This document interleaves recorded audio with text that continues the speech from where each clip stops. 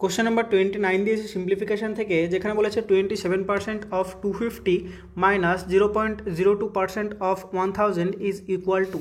তাহলে এখানে আমরা সিম্পলি ভ্যালুগুলো পুট করবো। তাহলে 27% মানে আমরা লিখতে পারি 27 ডিভাইডেড বাই 100, অফ মানে হচ্ছে মাল্টিপল, তাহলে এটা হচ্ছে 250 মাইনাস 0.02%, 0.02% মানে আমরা কি লিখতে পারি 0.02 ডিভাইডেড বাই 100।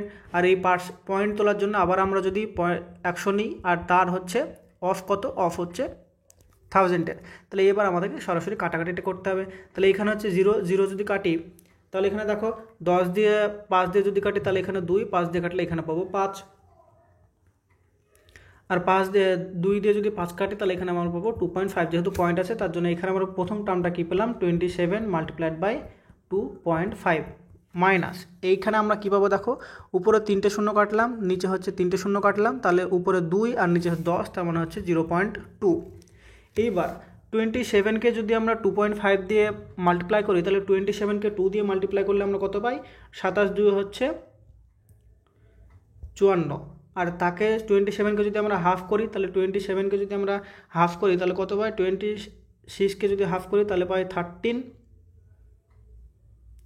27কে মাল্টিপ্লাই হাফ করলে আবার 13.5, তার মানে এখানে আমরা অ্যাড করবো কত 13.5, তাহলে 5.76, তাহলে 67.5 পাচ্ছি। তাহলে 67.5 মাল্টিপ্লাইড বাই 0.2, তাহলে এখানে যদি আমরা মাইনাস করি তাহলে পাবো 67.3।